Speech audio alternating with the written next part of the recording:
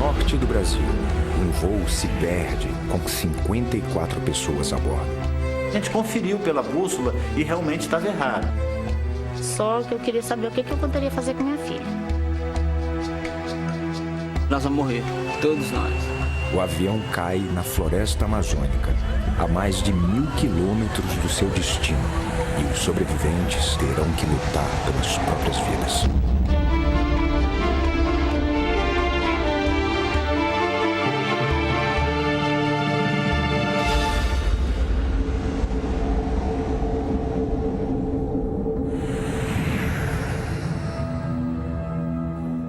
Foi a primeira vez que eu entrei no avião que eu saí daqui de Imperatriz para ir para a região de Garimpo. Foi a primeira vez. Eu saí de Imperatriz, né, junto com a Regina, minha irmã, e a Ariadne, minha sobrinha, né. A Ariadne tinha 5 meses, o Afonso 19 e eu estava com 27. Nós íamos pousar em Belém, para trocar de voo, né, para seguir para Macapá. Eu ia morar em Macapá, meu esposo já estava lá e eu tinha que ir. Não queria ir, né? Mas tinha que ir. Todas as sextas-feiras eu saía de Marabá e ia para Belém. E voltava na segunda-feira cedo. Por isso a gente conhecia bastante aquela rota.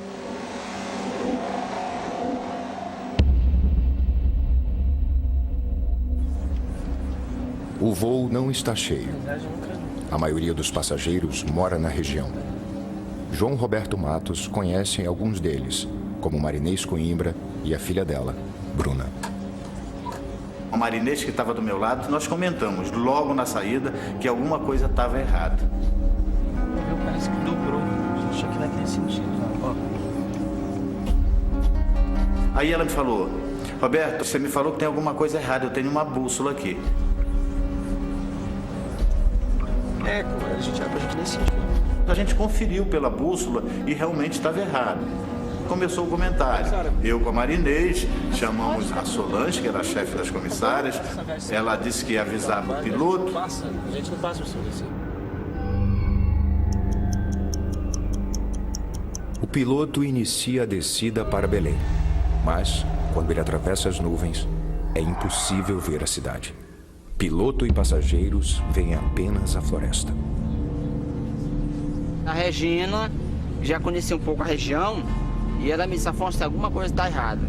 Começou a rodar, ele rodando, a gente olhava e só tinha ilha embaixo.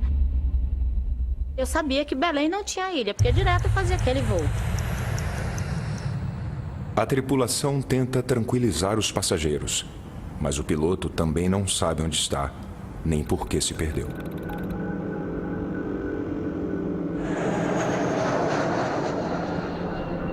No avião viajam famílias inteiras e várias crianças.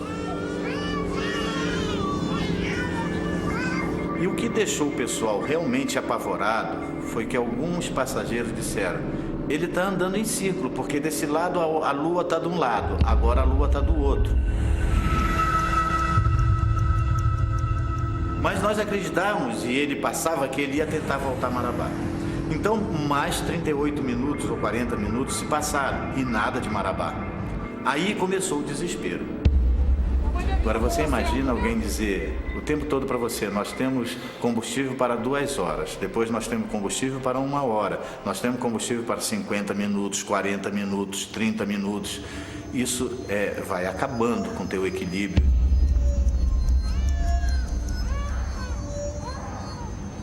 Senhoras e senhores passageiros, é o comandante que vos fala. Tivemos uma pane de desorientação dos nossos sistemas de bússola. Estamos com o nosso combustível já no final, mas ainda com 15 minutos. Pedimos a todos que mantenham a calma, porque uma situação como essa é difícil de acontecer. Deixamos a todos com a esperança de que isso não passe de apenas um susto para todos nós. Pela atenção, muito obrigado. E que todos tenham um bom final.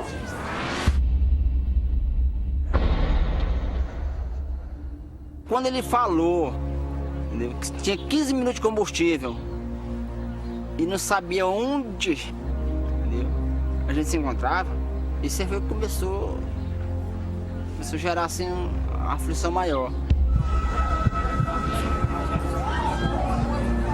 Quando a Regina me disse, Afonso, ela foi me explicar e disse assim, olha, nós estamos perdidos, o avião vai cair, e se cair pode explodir. Ou seja, nós vamos morrer. Todos nós. Aí foi onde começou, dentro de mim, entendeu? Aquela aflição. Só que eu queria saber o que eu poderia fazer com minha filha. Aí ela mandou só eu sair da poltrona da frente e sentar na poltrona de trás. E isso eu fiz. E passou-se um tempo, depois ela anunciou outra vez, que apenas restava 5 minutos. Mas quando ele falou isso aí, acabou. Mas é rápido, mas é tempo suficiente para você sofrer. Entendeu? Você sofre muito naquele momento ali. O combustível acaba. O piloto precisa fazer o impossível: pousar o avião no escuro, no meio da floresta.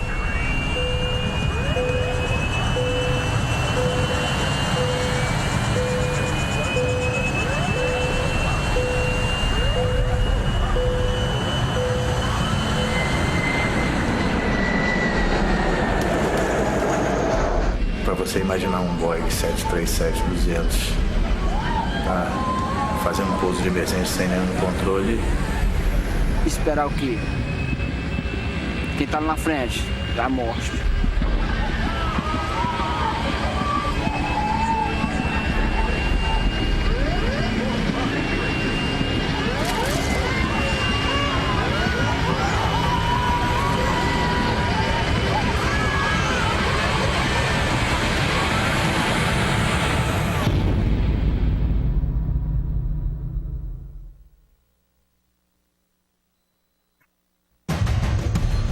Um voo sai inexplicavelmente da rota.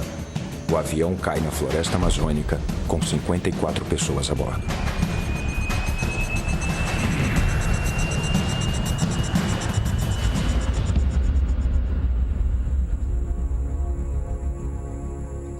A gente sabia que tinha pessoas ali que estavam morrendo junto dos ferros, porque era impossível de trabalhar à noite, de ajudar alguém.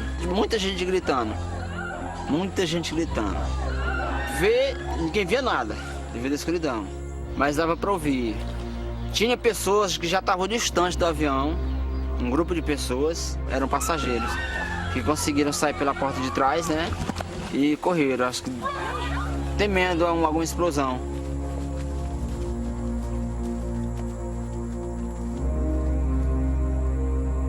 E descobri que estava vivo, eu já estava do lado de fora do avião, com a cabeça amarrada e a Ariadne nos braços. Vou lá no avião ver se tem mais gente. Ele mandou ele tomar conta dela, né? E fomos. Aí era só trabalhar, só tirar quem a gente pudesse tirar de dentro do avião.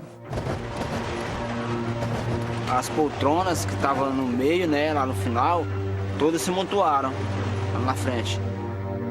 E pessoas estavam presas nos cintos. O cenário estava feio, com muitas pessoas machucadas, muitas pessoas mortas. Teve pessoas que morreram ali presas nos cintos, que não puderam sair. Os que não estavam presos, né? A gente conseguia tirar rapidinho, mas os que estavam presos nas ferragens.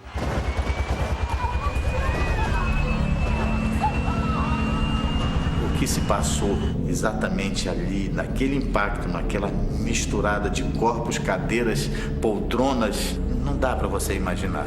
Quando eu acordei, eu senti alguma coisa quente nas minhas costas. Depois vim saber que era sangue. A Bruna enrolada nos meus pés. A cada vez que eu tentava dar uma mexida, a Bruna reclamava.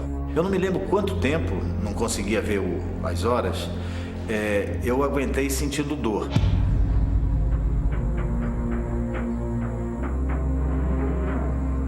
Agora ver pessoas machucadas ali, pedindo socorro, aflito, pedindo ajuda e você não poder fazer nada, isso é que choca mais a gente. No que restou do avião, as luzes de emergência se apagam. Preso nos destroços, João Matos ouve uma voz conhecida. É o médico Serrano Brasil. E o tempo foi passando, começou a ficar um silêncio muito grande. Apenas a voz do Brasil me chamando. Do meu colega me dizendo: João, você vem me tirar, eu tô morrendo, eu tô perdendo sangue, eu não tô ficando sem força, vem me buscar. E eu dizia: Brasil, eu tô preso. Posso ajudar, Brasil? E isso eu acredito que deva ter levado mais ou menos umas 3 horas, até que o Brasil se calou e eu tive certeza que o Brasil tinha falecido.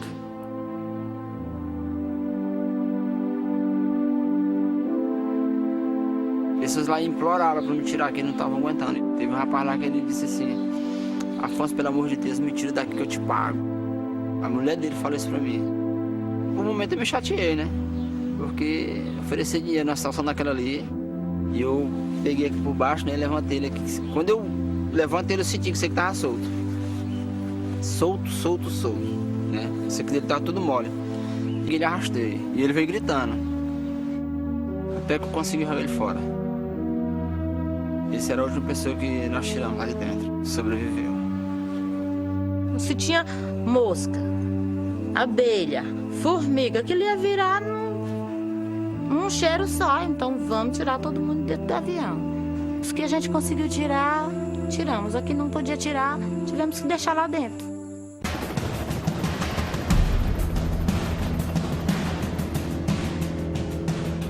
As buscas já estão em andamento há algumas horas, mas se concentram muito longe dali, em volta da rota original do voo, entre as cidades de Marabá e Belém.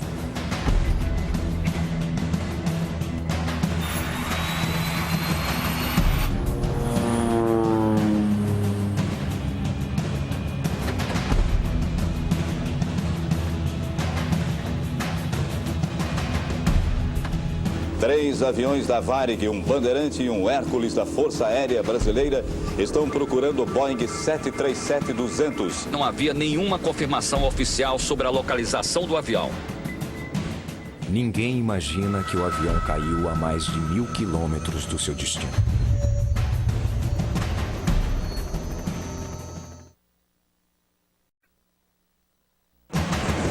Um avião se perde e cai na floresta amazônica.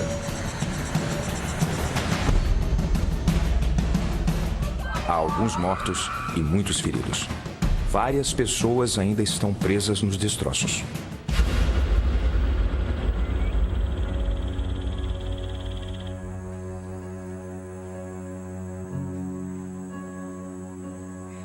Ao amanhecer, o grupo que fugiu para a mata, com medo de uma explosão, volta à clareira.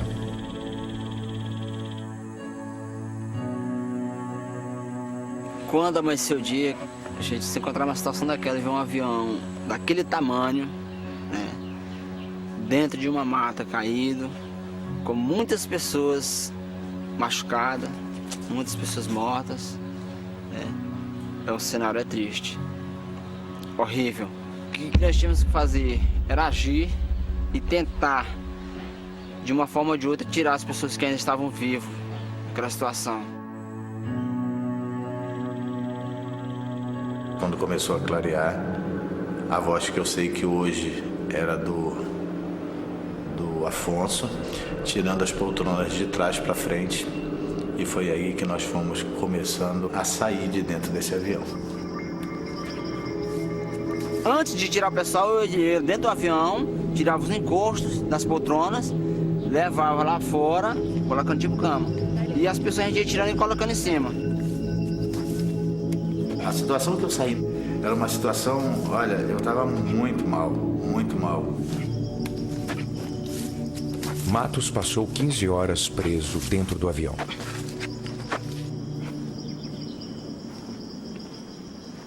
Bruna, a menina que ficou presa embaixo dele, foi retirada 3 horas antes.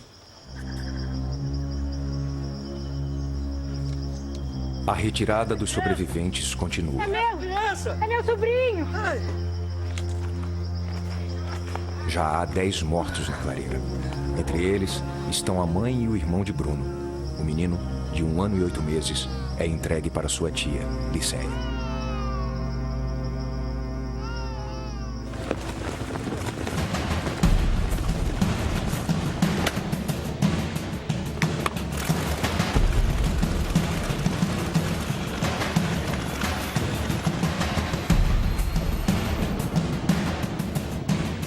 as Forças Armadas se mobilizaram, em especial a Força Aérea. Então vários aviões começaram a participar da busca.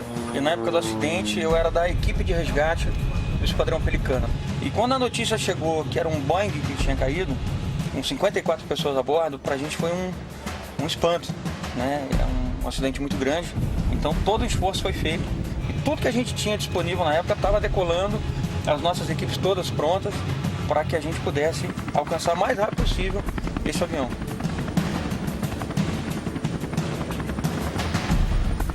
Porque a busca ela tem um ponto de partida. Então a gente tem um ponto de origem e um ponto de chegada, né? E o ponto onde o piloto conversou a última vez. Como esse piloto estava perdido, nem ele sabia onde é que estava, e a cobertura por radar naquela região, na época, era deficiente. Então a gente tinha que procurar inicialmente aonde a gente tinha alguma referência. Era como procurar uma agulha no palheiro.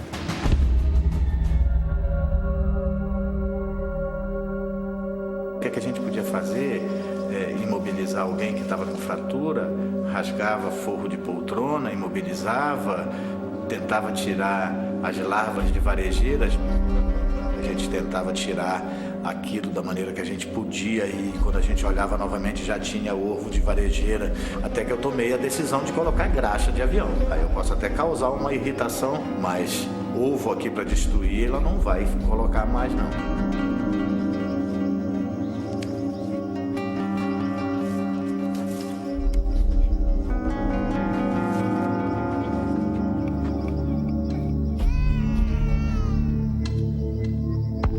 A água e o alimento tinha acabado. Ele disse: Regina, agora nós estamos perdidos. E nós temos que lutar agora para nossa sobrevivência. Eu vou subir nas árvores para ver se eu encontro alguma coisa por aí. Se dá para ver alguma clareira, alguma fazenda, alguma residência. E eu subi numa árvore que ela dava mais ou menos aproximadamente uns 40 metros de altura. E quando eu cheguei no topo daquela árvore, eu olhei para todos os lados e não vi nada. Afonso e Regina nasceram e cresceram junto da floresta. Ele até já trabalhou na selva, demarcando fazendas.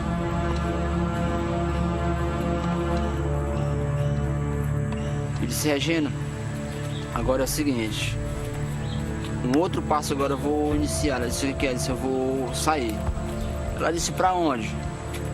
Ela disse: pra onde eu não sei.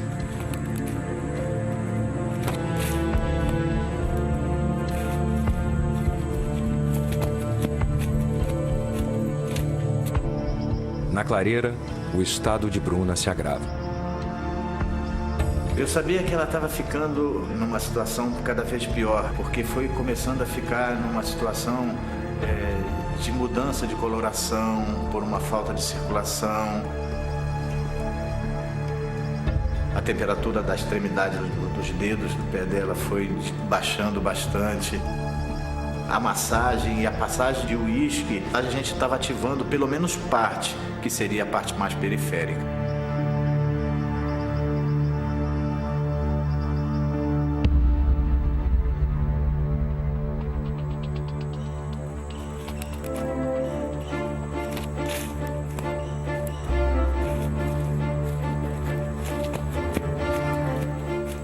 Logo encontrei essa picada.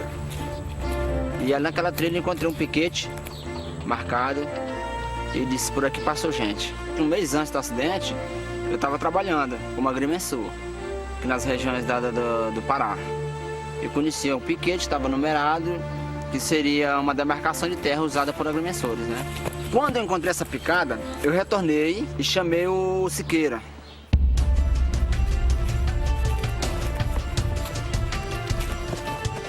Que vai dar em algum lugar, eu tenho certeza. Tem sinal de vida aqui, meu amigo. Nós andamos nessa trilha para um sentido e nós chegamos até o final dela. Ele disse assim: Afonso, e agora? A trilha fechou. Eu disse: a trilha não fechou, a trilha acabou. Se aqui é o final, então nós vamos para o começo. Porque ela tem um começo. Quando nós voltamos, nós chegamos bem no local onde o avião estava, eu peguei a machadinha e enfiei na árvore. Disse que ela vai ficar para marcar, para a gente não se perder. E nós seguimos para outro rumo.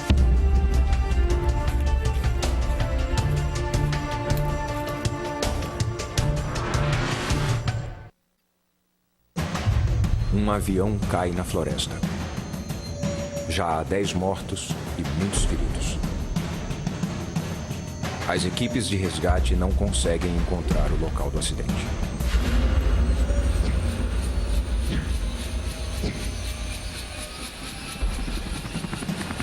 Sempre que a gente decola, a gente tem a expectativa de encontrar gente viva. A gente treina muito para encontrar sobreviventes. Então, todo o esforço naquele momento estava sendo mobilizado para encontrar esse avião. Que a gente sabia pelo número de pessoas que estavam a bordo e a coisa tinha que ser muito rápida.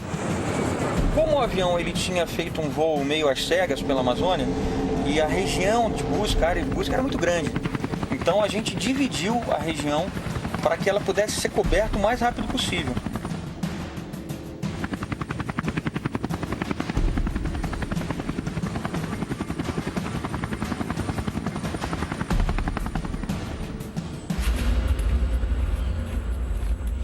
Na floresta, 2 sobreviventes procuram água. E nós andamos. Eu não aguento mais. Vamos. Aproximadamente umas 2 horas da tarde, o Siqueira disse: Afonso, eu não aguento mais. Samambaia, aqui tem água perto. Ele disse: Siqueira, aqui, tá vendo essa samambaia? Então ele disse: pois é, samambaia, ela só dá no lugar onde tem água. E o mais distante que ela dá da água é de 100 metros. Ele disse: Afonso, pois eu vou me sentar aqui, tu vai. E ele sentou e eu continuei. Na clareira, Liceia Melazo cuida do sobrinho, Bruno. Sua filha, Débora, desapareceu no momento do acidente, arrancada dos braços da mãe. Débora passou a noite toda sozinha no que restou do avião, oculta pelos destroços. Ela é encontrada sem ferimentos graves. Débora completa 1 ano hoje, dia 4 de setembro de 1989.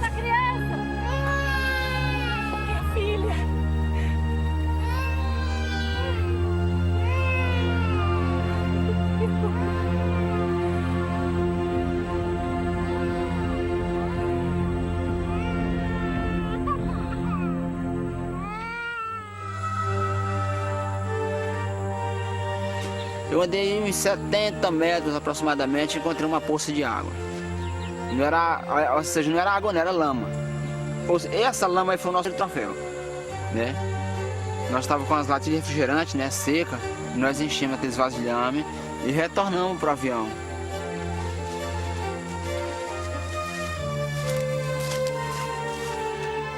E lá a Regina parece que coou, né? Algum pano lá, ela coou essa água e deu para as crianças e para algumas pessoas que estavam feridas.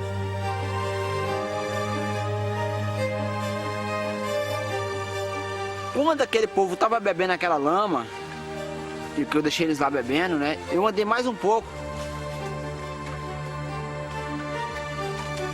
Eu encontrei o brejo, ou seja, o córrego, né? De água cristalina.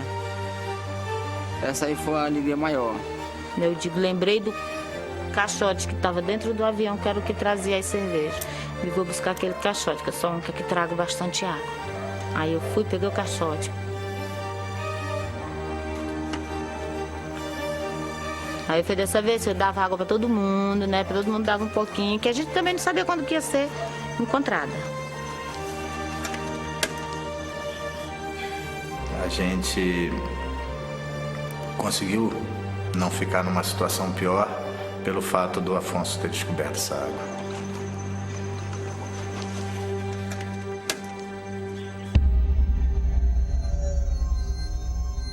E a hora estava avançando, a vida dos possíveis sobreviventes a gente sabia que as chances de continuar vivo estavam diminuindo, então a nossa ação teve que ser muito espalhada e muito rápida. A chance do sobrevivente ela decai muito rápido com o passar do tempo. O problema maior de um sobrevivente naquelas situações é o agravamento dos seus ferimentos. O Bruno evoluiu para um coma, né? E foi piorando a situação dele. A partir do momento em que ele começou a vomitar, acredito que 1 ou 2 horas depois, ele passou a não ter mais reação. A situação era complicada. Dentro do avião, assim, o avião Os corpos que estavam lá dentro rapidinho ficaram putrificaram, por quê? Por causa da quentura. E o odor é horrível.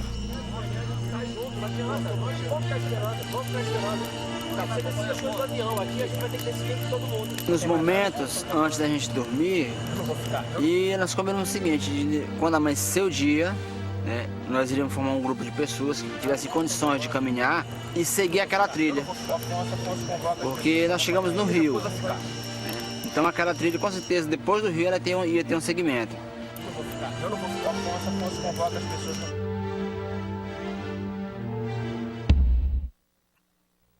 Um avião perde o rumo e cai na floresta. Não há sinal de resgate. Um grupo de sobreviventes busca socorro.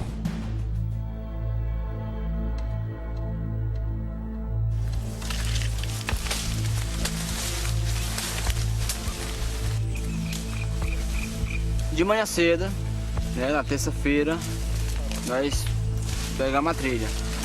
E nós seguimos aquela trilha.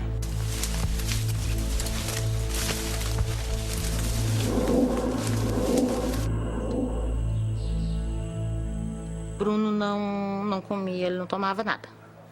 Ele era quietinho, deitado lá, quietinho. A gente sabia que estava vivo porque tem a respiração, mas nenhum movimento.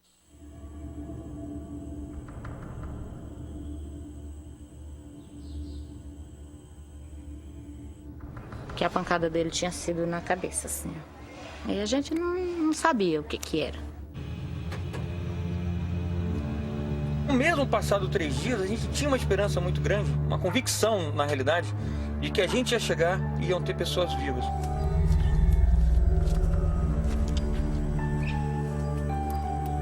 O menino conseguiu tirar feijão de dentro do bagageiro e eu cozinhei.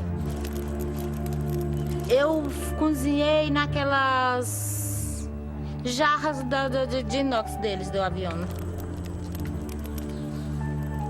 Coloquei ela enfiada no pau para poder cozinhar. E era água no feijão e queijo. Um pedacinho de queijo pequeno, mas dava para salgar. Melhor feijoada do mundo que eu já comi na minha vida.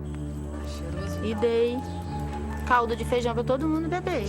Dava 2 dedinhos no copinho descartável pequenininho de café, mas já era uma coisa que ia você aguentar mais tempo, né?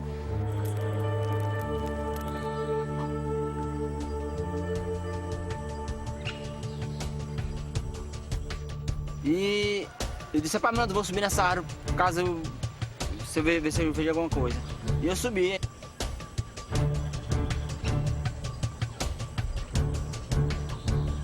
Quando eu subi, eu avistei uma clareira muito grande. Eu disse, para mim, pra cá tem uma clareira. E logo que próximo tem capim. Isso significa que tem fazenda.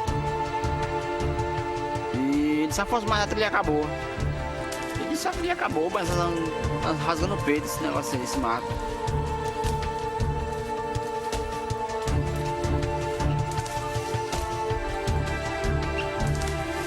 O grupo está na mata há mais de 4 horas. As pessoas ficavam, Afonso, não volta, não volta. Ele tem paciência, espera, ele vai voltar.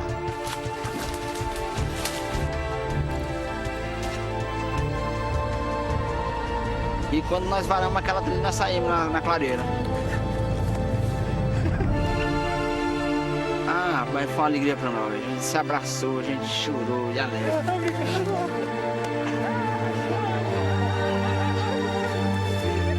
De longe eu vi um vaqueiro.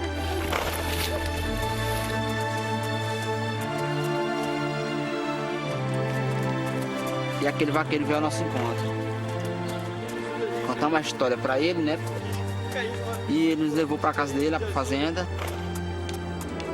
O vaqueiro falou que em outra fazenda, Fazenda Ferrão de Prata, né? Lá o vaqueiro disse que tinha um rádio amador. E lá eles conseguiram ter contato com Franca, em São Paulo. Oi, eu vim aqui, eu tô com o número da minha passagem, tá? A minha passagem é 781-715-032. Aí passou as informações, aí foi que acreditaram. Era mesmo difícil de acreditar. O avião estava a mais de 1000 quilômetros do seu destino.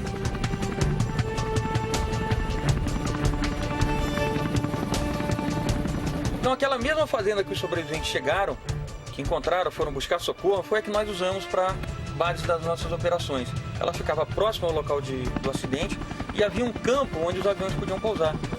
Quando o nosso avião pousou, o helicóptero pousou do lado e eu estava dentro do avião, abriram a porta e alguém falou: Paulo, pega a sua mochila e vai para o helicóptero agora, que você está descendo na clareira do sobrevivente.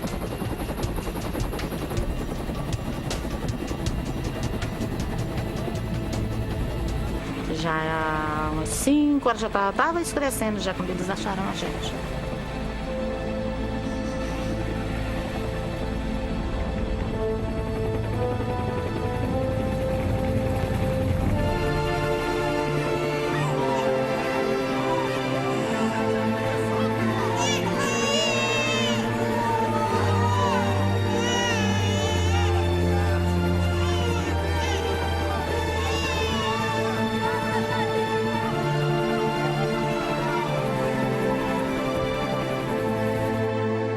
Foi a única hora que a Ariadne veio chorar. Quando todo mundo gritou de alegria, né? Que tava acharam, e que bom, e era abraço, era tudo aí. Ela disparou no choro. Ela chorava como quem sabia, assim, de tudo que estava acontecendo. Aquilo ali foi uma gritaria, todo mundo se abraçando. Foi exatamente nesse momento que nós descobrimos a câmera fotográfica da Niceia e comecei a tirar as fotografias. Somente naquele momento, até antes, nada de fotografia, né?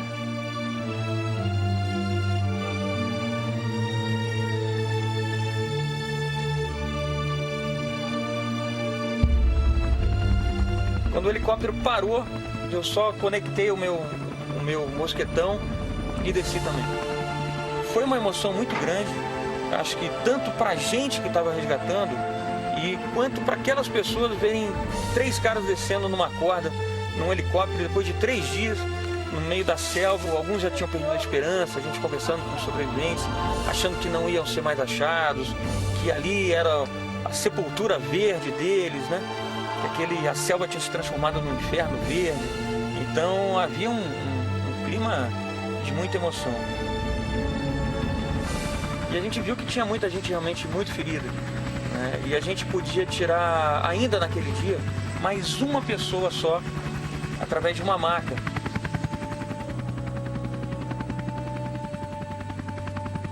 E quando o helicóptero chegou, ele desceu a maca pelo seu guincho, e nós colocamos essa senhora dentro dessa maca.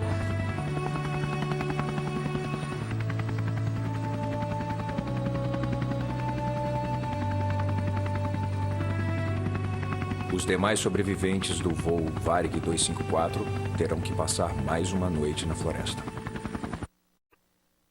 Um acidente aéreo na Amazônia. 4 sobreviventes encontram socorro.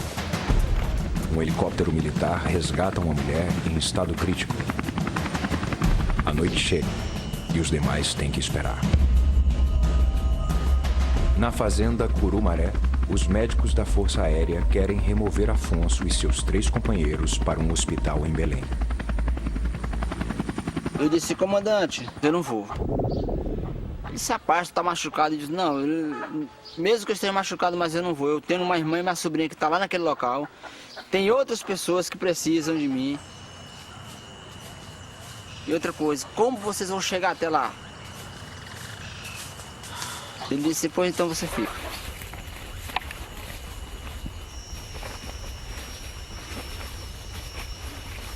Então, da fazenda até o local do acidente, um grupo de homens de resgate foi pela mata. Quando eu entrei na mata, eu já entrei perdido. E o comandante disse: rapaz, será que tu consegue levar nós até lá mesmo? Eu digo: eu consigo, comandante. E vou levar vocês até lá. E aí, nós continuamos e eu me perdi outra vez. E aí eu consegui encontrar a trilha novamente. Nós caminhamos. De cerca de 100 metros eu cheguei no local. Eu disse: é aqui. Ele disse: como é que tu sabe? Eu disse: porque você tá vendo essa machadinha aqui enfiada de estoura. Foi essa que faz a demarcação. Agora eu já sei onde a gente E foi só por causa desse reforço que a gente conseguiu abrir a clareira e continuar ajudando os sobreviventes.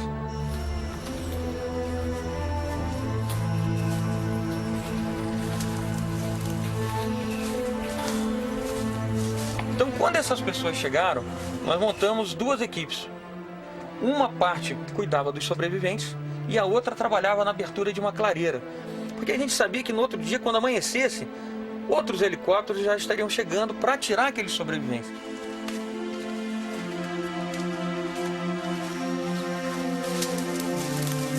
E o Regina, o bebezinho de escola? Era necessário que eu retornasse com aquele povo. Eu mesmo retornando, a gente ainda se perdeu, imagine ele só. E eu creio que ele não teria encontrado. Então, eu escolhi ficar mais uma noite. E eu tinha que estar perto da minha irmã e da minha sobrinha. Até para dar apoio para ela.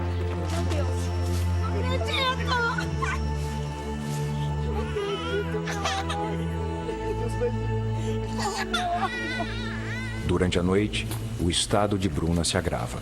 Os militares decidem levá-la pela floresta até a fazenda.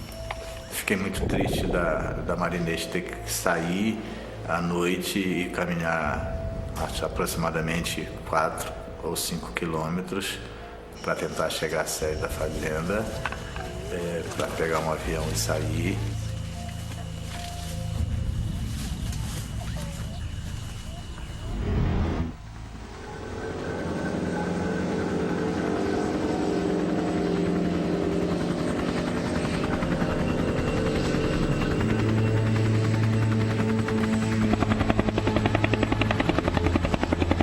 Dia clareou, começou a chegar o helicóptero, já com mais reforço, com mais gente da equipe de resgate. Então a cada helicóptero que pousava deixava mais gente para nos ajudar e a gente levava sobreviventes. Primeiro a gente foi transportando os mais graves, porque precisavam de uma assistência mais rápida, e até que a gente conseguiu, por volta de 11h30 da manhã, levar os últimos sobreviventes.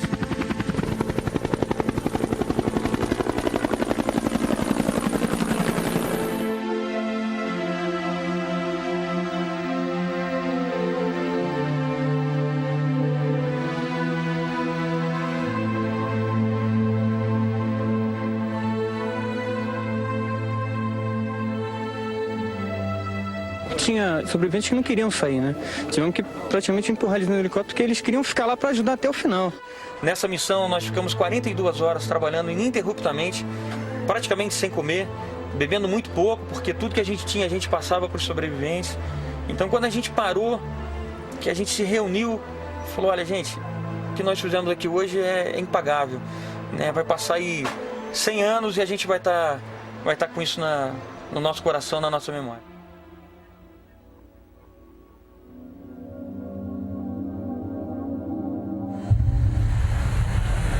O drama dos passageiros e tripulantes do voo Varig 254 começou por causa de um erro. A direção que uma aeronave deve seguir é informada no plano de voo entregue ao piloto. Ao inserir a rota, o piloto não descartou o 0 da direita, que representa uma casa decimal.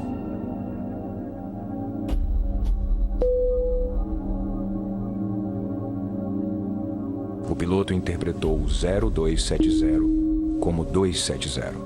Por isso, o avião seguiu rumo ao oeste. O meu grande arrependimento é não ter invadido aquela cabine e dito, Garcês, você está errado.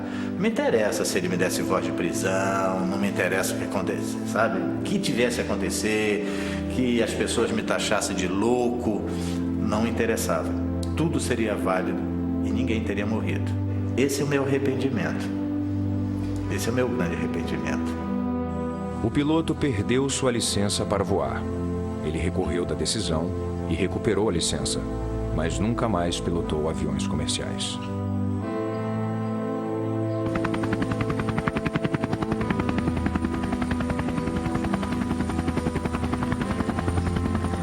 O acidente que foi, o tamanho que foi, o número de sobreviventes que foi, não sei se existe isso na história da aviação brasileira ou mundial, algum caso em que você tem um acidente nessas proporções e tem um número de sobreviventes tão grande. Marinês e sua filha Bruna sobreviveram. Apesar do grave ferimento, Bruna não perdeu a perna. Cleonilde, a primeira sobrevivente a ser resgatada pelos militares, morreu antes de chegar ao hospital.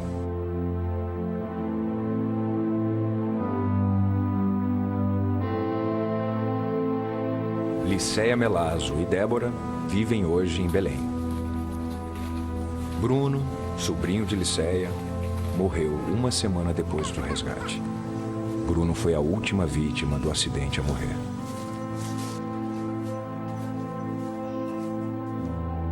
Das 54 pessoas a bordo do Varig 254, 12 morreram.